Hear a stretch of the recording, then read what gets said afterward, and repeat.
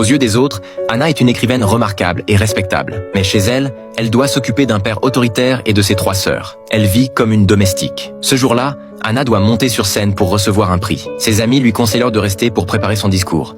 Mais elle rentre d'abord pour préparer le repas, car son père ne tolère pas les retards. À son arrivée, elle file à la salle de bain pour se préparer rapidement. En montant, elle entend son père dire que ses livres ne méritaient pas le prix. Elle fait semblant de ne pas avoir entendu, salue brièvement la famille et commence à préparer le dîner. Même la femme de ménage trouve qu'Anna donne trop pour cette famille. Elle termine vite le repas. Alors que la cérémonie approche, Anna supplie son père de la laisser y aller, mais il la raille. Elle arrive finalement à la cérémonie au dernier moment. Sur scène, elle reçoit le trophée et savoure les applaudissements. Pendant ce temps, son père n'arrêtait pas de regarder l'horloge à la maison. Anna connaît son caractère. Elle n'a aucune envie de faire la fête. Après quelques verres, elle prend son trophée pour saluer tout le monde et partir, sans savoir que son père avait déjà perdu patience. Même si ses sœurs défendent Anna en expliquant que c'est son travail, le père ne la comprend pas. Il savait qu'elle revenait et a fait exprès de la retenir. Quand Anna rentre, elle n'ose pas s'arrêter une seconde car elle doit aider son père à se laver. Peu importe ses efforts, il ne lui montre jamais de reconnaissance. Elle aspire aussi à l'amour. Ses amis lui présentent plusieurs garçons. Parmi eux, un médecin séduisant attire son attention.